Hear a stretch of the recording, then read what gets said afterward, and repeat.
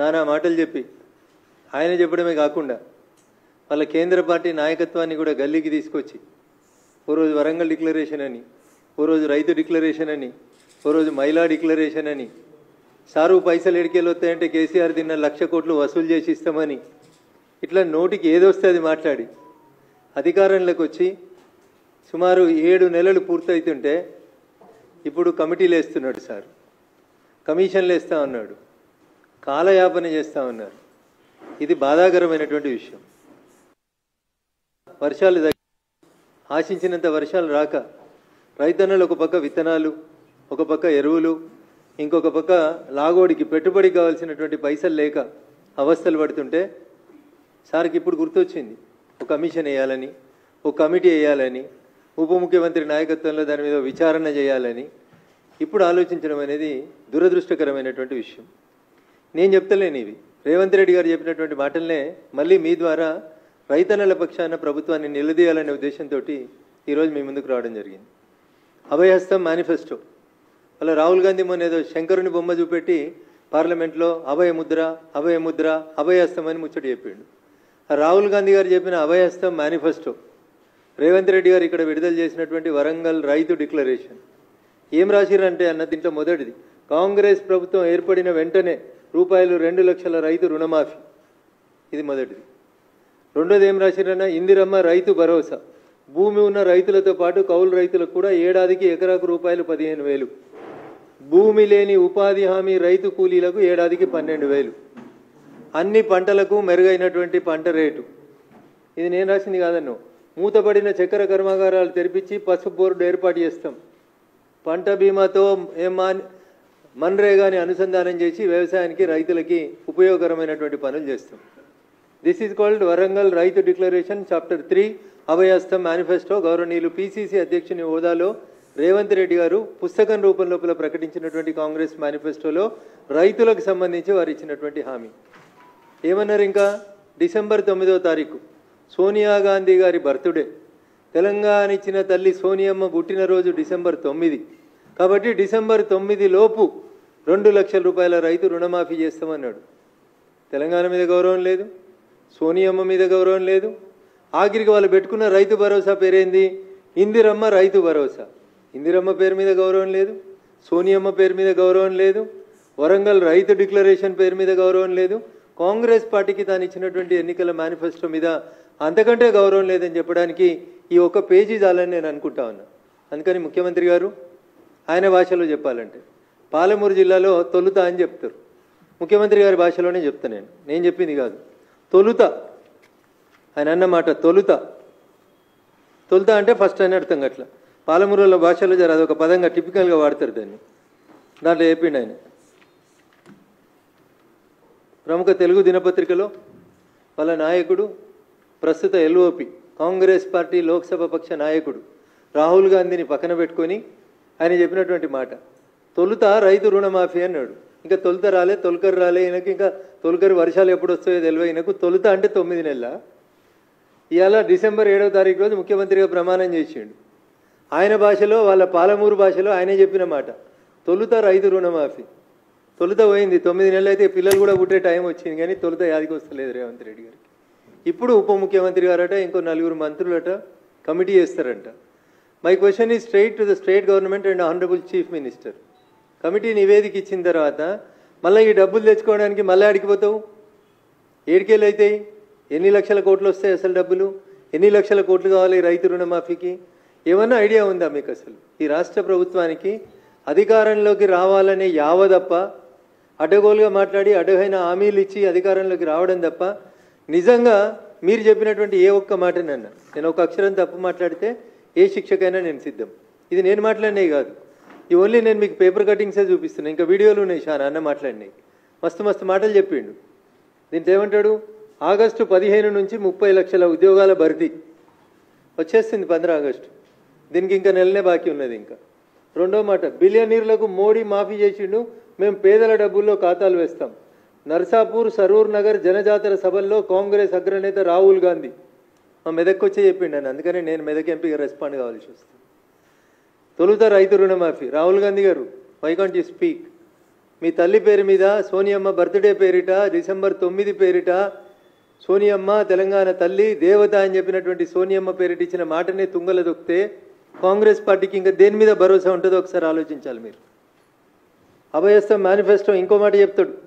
రైతు కమిషన్ మరియు కొత్త వ్యవసాయ విధానం పేజ్ 2, వరంగల్ రైతు డిక్లరేషన్ పేజ్ 2లో చెప్తాడు. ఏమంటాడు? రైతు కమిషన్ మరియు కొత్త వ్యవసాయ విధానం ఏర్పాటు చేస్తాం, లాభసాటి వ్యవసాయమే లక్ష్యంగా తెలంగాణ వాతావరణ పరిస్థితులకు అనుకూలంగా ఇన్ని పైసలు ఇస్తామని రాసిండు. వడ్లకు కాంగ్రెస్ వాగ్దానం ఇచ్చింది 2683 రూపాయలు ఇచ్చింది. అప్పుడున్న ధర 2183 రూపాయలు. మేము అధికారంలోకి వస్తే 2683 రూపాయలు ఇస్తామన్నారు. టేబుల్ కొట్టి మరీ ధరలు రాసిరు ఏ పంటకు ఎన్ని పైసలు ఇస్తాము. మొక్కజొన్న 1870 ఉంటే 2200 ఇస్తామన్నారు. కందులు 6300 ఉంటే 6700 ఇస్తారన్నారు. This is what you have committed to the people of Telangana on record. రాతపూర్వకంగా అభయహస్తం మేనిఫెస్టో అని పెట్టి ఇందిరమ్మ రైతు భరోసా అని చెప్పి పొద్దుగాలైతే సోనియమ్మ ఇందిరమ్మ కాంగ్రెస్ అని మాట్లాడేటువంటి రేవంత్ రెడ్డి గారు రాతపూర్వకంగా తెలంగాణ సమాజానికి ఇచ్చినటువంటి వరంగల్ రైతు డిక్లరేషన్ గురించి నేను ముఖ్యమంత్రి గారిని అడుగుతా ఉన్నా. ఎందుకు డిసెంబర్ 9 రోజు ఈ రోజు వేస్తామన్నటువంటి కమిటీ, ఉప ముఖ్యమంత్రి గారు మంత్రులతో పాటు వేస్తామన్న కమిటీని డిసెంబర్ 9వ తారీఖు రోజు ఎందుకు వేయలేకపోయినారు రేవంత్ రెడ్డి గారు? ఎందుకు 7 నెలలు కాలయాపన చేసి ఇప్పుడు జూలై వచ్చిన తర్వాత జూలైలో కమిటీ వేసి మళ్ళీ ఏదో ఆగస్టులో ముచ్చట అని చెప్పి ఒక ముచ్చట పెట్టుకోవడం అనేది ఏ రకంగా సమంజసం అనేది నేను అడుగుతా ఉన్నా. ఇంకొక మాట, కొత్తగూడెం సభలో అభివాదం చేసిరు. 9వ తారీఖులోగా సంపూర్ణంగా రైతు భరోసా. ఇలా వీరు క్యాబినెట్లో సబ్ కమిటీలో సభ్యులను వేసిన గౌరవనీయులు ఉప ముఖ్యమంత్రి బట్టి విక్రమార్క గారు ఉన్నారు ఈ బొమ్మల. పక్కనే అదే జిల్లాకు సంబంధించిన ఇంకొక మంత్రి గౌరవనీయులు నెంబర్ 2 అని చెప్పుకునేటువంటి ఇంకొక మంత్రి ఉన్నారు, గౌరవనీయులు పొంగులేటి శ్రీనివాసరెడ్డి గారు ఉన్నారు. ఇంకొక సీనియర్ మంత్రి గౌరవనీయులు తుమ్మల నాగేశ్వరరావు గారు ఉన్నారు. ఇంతమంది సీనియర్ మంత్రుల సాక్షిగా ముఖ్యమంత్రి గారు ఖమ్మం జిల్లాలో చెప్పినటువంటి మాట ఏమని? ఏ ఒక్కరికి అందకున్నా ముక్కు నేలకు రాస్తా అన్నాడు. అన్న నేను ముక్కు నేలకు రాయమని అడుగుతలేను రేవంత్ రెడ్డిని. వాళ్ళు చెప్పిన మాటలో వాళ్ళకి యాడ్ చేద్దాం అనుకుంటున్నాను. నాకంతే. ఏమన్నాడు? ఏ ఒక్కరికి అందకున్నా ముక్కు నేలకు రాస్తా. రూపాయలు 7500 కోట్లు జమ చేస్తే కేసీఆర్ క్షమాపణ చెప్తారా? ఈ పంచాయతీ కేసీఆర్ పంచాయతీ, రేవంత్ రెడ్డి గారి పంచాయతీ కాదు ఇది. తెలంగాణలో ఉన్న లక్షలాది రైతన్నలు అడుగుతున్నటువంటి ప్రశ్న. ఆయన ముక్కునాలకు రాస్తాడా? నువ్వు ముక్కునాలకు రాస్తావా? మాకొద్దు రేవంత్ రెడ్డి గారు. మీరు ఇస్తా అన్న ఇందిరమ్మ రైతు భరోసా ఏది అని అడుగుతున్నారు రైతన్నలు. ఎవరు రాస్తారు? కొత్త స్తూపం కాడ రాస్తారా? పాత స్తూపం కాడ రాస్తారా? మనిషికో అమరవీరుల స్తూపం కట్టుకోరు కదా. ఎవరికి నచ్చిన స్తూపం కాడ ఇద్దరు వచ్చి ముక్కునాలకు రాస్తే బాగుంటుంది అనేది తెలంగాణ రైతన్నల నుంచి వస్తున్నటువంటి డిమాండ్. అన్న నేను అడుగుతలేను. నేను ఏడా కొత్తగూడెం జనజాతర సభ, కొత్తకోట, సీతాఫల్ మండి, ముషీరాబాద్ కార్నర్ మీటింగుల్లో సీఎం రేవంత్ రెడ్డి గారు చెప్పినటువంటి మాటలు. ఎన్ని మాటలన్నా ఇంకా ఇక వడ్డీ లేని రుణం. ఇదేవి కూడా నా సొంత కవిత్వం కాదన్న. ఇదంతా వారి నోటి నుంచి వచ్చినటువంటి ఆనిముత్యాలు, ప్రముఖ దినపత్రాల్లో పబ్లిష్ అయినటువంటి వార్తలు. ఏమంటాడు? ఇక వడ్డీ లేని రుణం 63 లక్షల మంది మహిళలకు మనిషికి 5 లక్షల రూపాయల బీమా అన్నాడు. నోటికి ఏదొస్తుంది అన్న, నోటికి ఏదొస్తుంది మాట్లాడండి సార్. ఏ ఒక్కటన్నా అమలైందేమో చూద్దాం ఒకసారి. పరేడ్ గ్రౌండ్స్లో 1,00,000 మంది మహిళలతో సభ. ఈ సభ అయిందో లేదో నాకు తెలియదు. ఈ 5 లక్షల ఇన్సూరెన్స్ వచ్చిందో లేదో తెలియదు. రైతులను అట్లా వంచిచ్చిర్రు, మహిళల్ని ఇట్లా పంపించిర్రు. ఇంకా ముఖ్యమంత్రి అయిన తెల్లారి మంచి మంచి పేపర్లు అందరిని పిలుచుకొని ముచ్చట పెట్టిండు అన్న. మేమిచ్చిన 6 గ్యారంటీలు నెల లోపల అమలు చేస్తాం. నేను చెప్పలేదు. ఇది కూడా పేపర్లో ముఖ్యమంత్రి కాగానే తెల్లారి అందరిని పిలుచుకొని మంచిగా ప్రెస్ మీట్ పెట్టిండు. గ్యారంటీల అమలు నెలలోగా అమలు, గ్యారంటీ హామీలు నెలలోగా అమలు. అంటే ఏ నెల అనేది నాకు ఇంకా అర్థమవుతలేదు. నెలలోగా అమలు అంటే డిసెంబర్ 9 అనుకుర్రు రైతులు.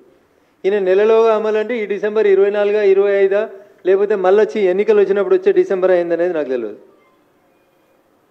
ఇంకా మా దగ్గర జహీరాబాద్కి వచ్చిండు, వచ్చే మాట చెప్పిండు. పంట రుణం 1 రూపాయి కట్టొద్దు అన్నాడు. ఎవరైనా 1,00,000 కడితే పోయి అర్జెంటుగా మళ్ళీ 2 లక్షలు తెచ్చుకోరి 2 లక్షలు మాఫీ చేస్తానన్నాడు. అధికారంలోకి రాగానే 2 లక్షల రూపాయలు రుణమాఫీ చేస్తాం. కాంగ్రెస్లో చేరేందుకు మాజీ మంత్రి చంద్రశేఖర్ సుముఖత. ఏ చంద్రశేఖర్ గారని మా జహీరాబాద్ నుంచి ఎమ్మెల్యేగా పోటీ చేసినారు. వీరిని జాయిన్ చేసుకోవడానికని కండువా వేసుకున్నారో చెప్పిండు. 2 లక్షల రూపాయల రైతు రుణమాఫీ చేస్తా. ఏ ఒక్కరు కూడా ₹1 రైతులు రుణం కట్టొద్దు, మాఫీ చేస్తా నేను అని చెప్పిండు. పంట రుణం ₹1 కట్టొద్దు. ఇది కూడా ముఖ్యమంత్రి గారి పేపర్ కటింగ్.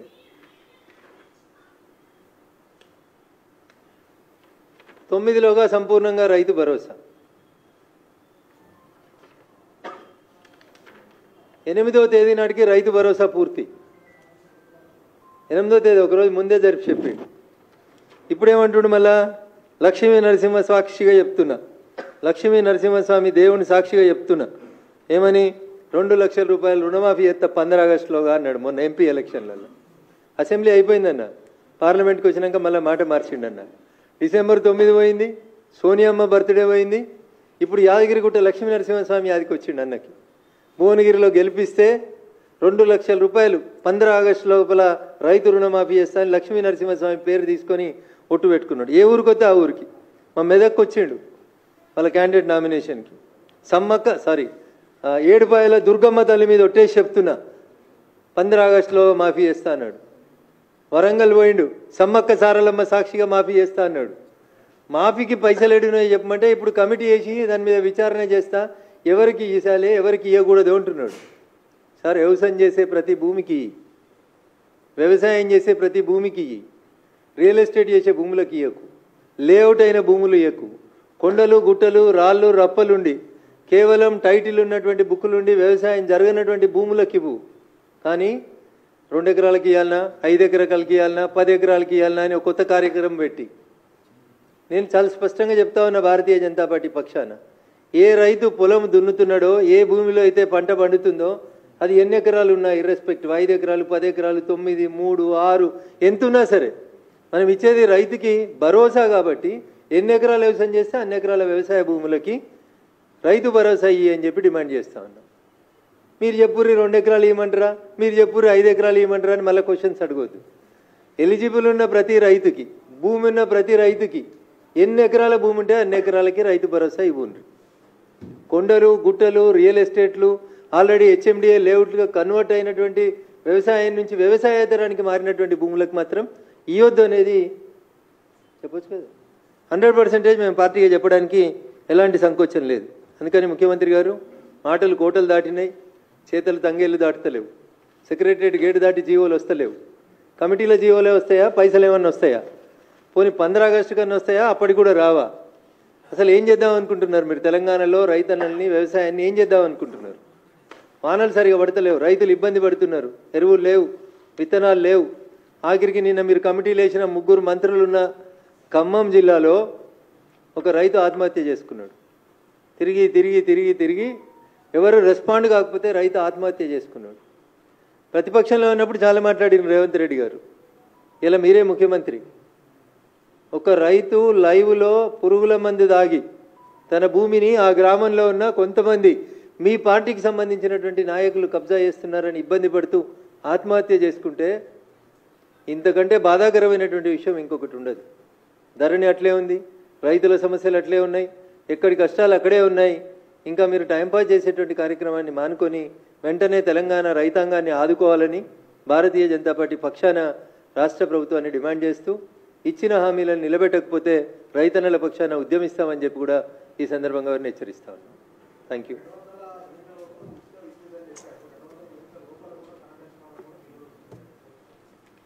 సో ముందుగా రేవంత్ రెడ్డి గారు అనేటువంటి తెలంగాణ రాష్ట్ర ముఖ్యమంత్రి గారికి పరిపాలన మీద ఇంకా పట్టు రావట్లేదు. సమస్యల మీద అవగాహన లేదా అంటే అవగాహన ఉందనే చెప్తాడు. నాకంటే ఎక్కువ ఎవరికి తెలుస్తుంది? 4 మేస్త్రీలు పెట్టుకుంటే నేనే గుంపు మేస్త్రిని అవుతా అని చెప్తాడు. మరి ఆ గుంపు మేస్త్రి గారికి కింద గైడెన్స్ ఇస్తున్న వాళ్ళు ఎందుకు కరెక్ట్ గైడెన్స్ ఇస్తలేరో నాకు తెలియదు. 200 యూనిట్లు అంటే క్లియర్ కనబడుతుంది. 1 నుంచి 200 యూనిట్లు కాని వాళ్ళందరికీ ఫ్రీ ఇవ్వాలి. దానికి పెద్ద క్యాలిక్యులేటర్లు, కంప్యూటర్లు, సోనియమ్మలు, రాహుల్ గాంధీలు, ఆక్స్ఫర్డ్లో చదువుకున్న మేధావులు అవసరం లేదు. ఎవరికైనా ఏ ఇంటికి పోయినా ఎన్ని యూనిట్లు కాలిందో ఆడ మీటర్ చూసి చెప్తారు. కాబట్టి 200 ఇస్తామని చెప్పి 200 యూనిట్లకు కూడా ఇవ్వకపోవడం అనేది దురదృష్టకరం. వీళ్ళు అడుగులు తడబడుతున్నాయి కేవలం అధికారంలోకి రావడానికి. ఆగమాగం మాట్లాడిర్రు, నోటికొచ్చింది మాట్లాడినరు. ముందు గద్దెనెక్కితే గద్దెనెక్కినాక తెడ్డు తగిలేయచ్చని ఓడ దాటిదాకా ఓడమల్లన్న, ఓడ దాటినాక బోడమల్లన్న అనేటువంటి రీతిలో పనిచేసారు రేవంత్ రెడ్డి గారు తప్ప నిజాయితీగా తెలంగాణ సమాజం మేలుని ఆకాంక్షల్ని కోరుకుంటే మాత్రం ఎద్దేడిచిన వ్యవసాయం, రైతు ఏడ్చిన రాష్ట్రం బాగుపడదు అనే ఒక నానుడు ఉంటుంది. కాబట్టి వెంటనే రైతన్నల సమస్యల పట్ల స్పందించాలని ఈ రాష్ట్ర ప్రభుత్వాన్ని మేము డిమాండ్ చేస్తాం.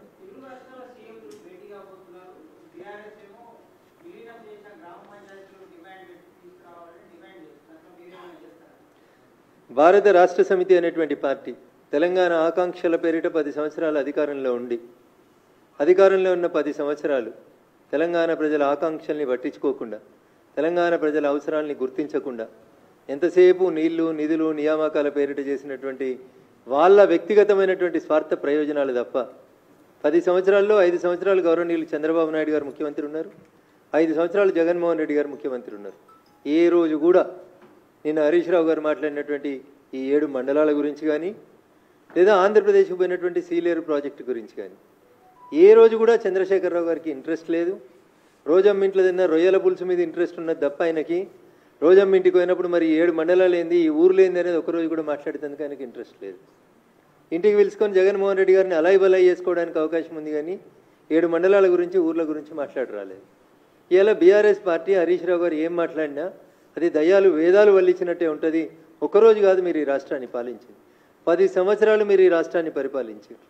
ఆ రోజు ఏ పరుగునున్న ఏ ముఖ్యమంత్రితో కూడా సత్సంబంధాలు పెట్టుకోక అంతా తానే అన్నట్టు అంతా మిథ్య అన్నట్టు ప్రవర్తించి ఇప్పుడేదో శుద్ధులు చెప్తా ఉంటే హరీష్ గారు మీ మాటలకి తెలంగాణ సమాజం శాంక్టిటీ ఇవ్వదు, మిమ్మల్ని గుర్తించదని చెప్పి ఈ సందర్భంగా సిద్దిపేట ఎమ్మెల్యే గారికి తెలియజేయదలుచుకుంది.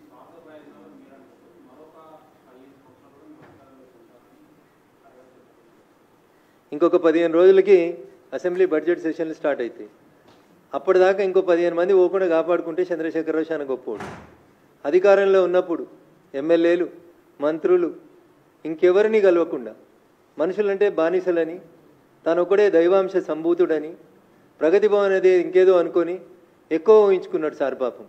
ఇప్పుడు తప్పనిసరి పరిస్థితులలో ఎంపీటీసీలతోటి సర్పంచులతోటి ఆఖరికి గ్రామ కమిటీ అధ్యక్షులతోటి కూడా ఫోటో దిగి బిడ్డ నేనున్నా అని బతిలాడుకునేటువంటి దుస్థితికి తెచ్చుకున్నాడు చంద్రశేఖరరావు గారు.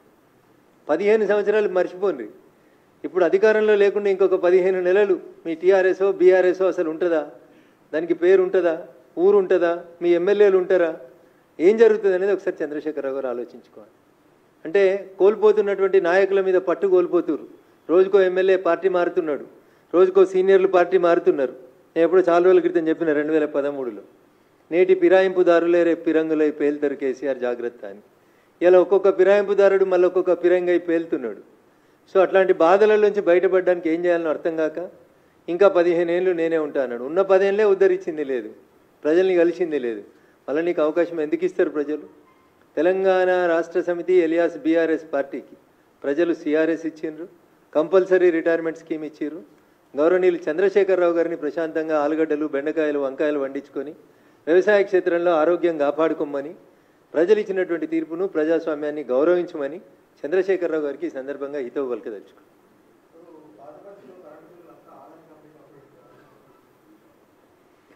అన్న చంద్రశేఖరరావు గారి అడుగులు ఎట్లా పడ్డాయో అంతకంటే భయంకరంగా రేవంత్ రెడ్డి గారి అడుగులు పడతా ఉన్నాయి. నువ్వు బిల్లులు వసూలు చేస్తావా, ఏదైనా ఏజెన్సీకి ఇస్తావా అనడానికి సంబంధించి రాష్ట్ర ప్రభుత్వం దగ్గర ఏమన్నా ఐడియా ఉందా? పాత బస్తీని ఆదానికి ఇచ్చుడు ఏందన్నా? రిధం కోసం మాట్లాడి ఎత్తి ప్రాసల కోసం మాట్లాడి మమ్మల్ని బదనాం చేయడం కోసం మాట్లాడడానికి టెండర్ పిలిచినవా? టెండర్ పిలిచే ఏ సెగ్మెంట్లు పిలిచినావు? డివిజన్ వైజ్ పిలిచినవా? ఎస్సీ గారి పరిధి పిలిచినవా? లేదా ఒక అసెంబ్లీ కాన్స్టిట్యున్సీ పరిధి పిలిచినవా? అసలు ఏం చేస్తుంది రాష్ట్ర ప్రభుత్వం అనే ఐడియా ఉందా వాళ్ళకి? ఓల్డ్ సిటీ మీద ఐడియా లేదు, న్యూ సిటీ మీద ఐడియా లేదు, మెట్రో మీద ఐడియా లేదు, కరెంటు బిల్లుల మీద ఐడియా లేదు, ఇందిరమ్మ రైతు భరోసా మీద లేదు, సోనియమ్మ రైతు రాజ్యం మీద లేదు. అసలు వాళ్ళకి ఇదేముందన్నా? ఎంతసేపు అధికారాన్ని కాపాడుకోవడం. 5 రోజులు ఉంటాడా?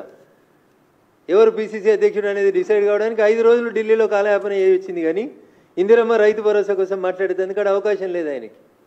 రాహుల్ గాంధీని అడగనుంటివి మరి 1,00,000 కోట్లు వసూలు చేద్దాం కేసీఆర్ దగ్గర అని చెప్తీవి కదా. మరి 5 రోజులు ఉన్నావు కదా. ఎవరిని మంత్రి చేద్దాం, ఎవరిని పీసీసీ ప్రెసిడెంట్ చేద్దాం అనడానికి గడిపిన 5 రోజులలో 5 గంటలు మరి సోనియమ్మ పేరు మీద పెట్టినాం, ఇందిరమ్మ పేరు మీద పెట్టినాం రైతు భరోసా. దాని వైపు మన అడుగులు ఎట్లుండాలని ఏమన్నా చర్చ జరిపిరా అన్న? ఎంతసేపు రాజకీయం తప్ప ఇంకొకటి లేదు. క్యాబినెట్ ఎక్స్పాన్షన్ చేయడాన్ని మేము వ్యతిరేకిస్తలేం. నిజంగా ఆయనకు బిల్లులు వసూలు చేయడం ప్రభుత్వంతో చేత కాకపోతే టెండర్ పిలిచి ఏజెన్సీలకు ఇవ్వడాన్ని మేమేం కాదనలేము. ఎందుకంటే ప్రభుత్వం వాళ్ళు నిర్ణయాలు తీసుకోవాల్సిన వాళ్ళు. మాట్లాడితే అంబానీ పేరు ఆదాని పేరు తప్ప ఇంకొకటి రాదు వీళ్ళకి. పొలిటికల్ విమర్శలు తప్ప వాస్తవాలు తెలియవు. ఎందుకు కరెంటు బిల్లు వసూలు చేయడం తెలంగాణ ప్రభుత్వంతో కాదట్నా? ఎందుకు అంబానీ ఎందుకు మధ్యలో? ఆ మాత్రం కూడా శక్తి లేదా?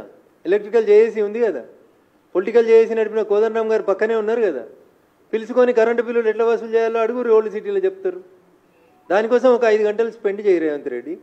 అది చేయకుండా అంబానీకి ఇస్తాం, ఆదానికి ఇస్తాం, పేపర్లలో ఎవరు పడితే వాళ్ళు ఏది పడితే అది మాట్లాడడానికి తప్ప ఈ రాష్ట్ర ప్రయోజనాలకి ఉపయోగకరంగా లేదనేది మాత్రం మేము రాష్ట్ర ముఖ్యమంత్రి గారికి తెలియజేయదలుచుకున్నాం.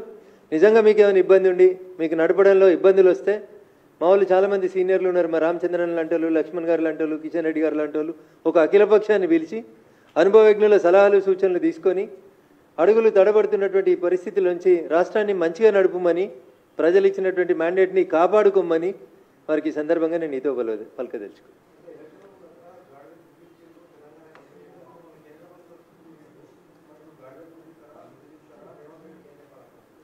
సో మాట్లాడినటువంటి రేవంత్ రెడ్డి గారు ఇప్పుడు ఆ గాడిద గుడ్లు తీసుకొని గౌరవ కేంద్ర మంత్రులందరూ ఇంటికి వచ్చి, సార్ ఎన్నికల కంటే ముందు ఇవి ఇచ్చినారు, ఇప్పుడు ఏమి ఇస్తారు అని అడిగితే అప్పుడు ఒకటి ఇస్తే ఇప్పుడు 2 ఇస్తారు, తప్పకుండా ఇస్తారు.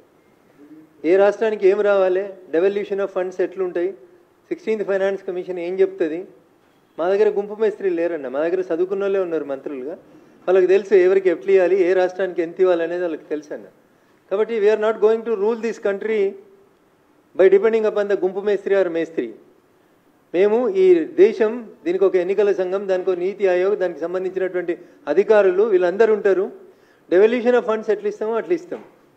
రేవంత్ రెడ్డి గారికి ఇంకా కోరిక తీరకపోతే మళ్ళీ ఒక మంచి గాడిద గుడ్డుని ప్యాక్ చేసుకుని ప్రత్యేకమైన విమానంలో కేంద్ర మంత్రుల దగ్గరికి వస్తే అప్పుడు ఇచ్చిన ఒక గాడిద గుడ్డుకి ఇప్పుడు 2 ఇవ్వాలా 3 ఇవ్వాలా ఖచ్చితంగా ఆలోచించి వారి వంతు వాటా ఎంత ఉంటే అంత తప్పకుండా ఇస్తాం.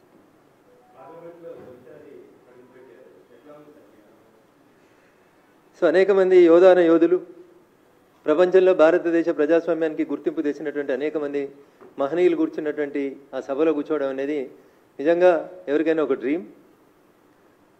ఈ దేశానికి స్వతంత్రం వచ్చినటి నుంచి అనేక మంది మేధావులు, విఘ్నులు, ఈ దేశ హితం కోరుకున్నటువంటి అనేక మంది పెద్దలు చర్చలు జరిపినటువంటి ఆ సభలో మొదటి 12 రోజుల ఈ అనుభవం ఇట్ ఈస్ లైక్ ఎనీథింగ్.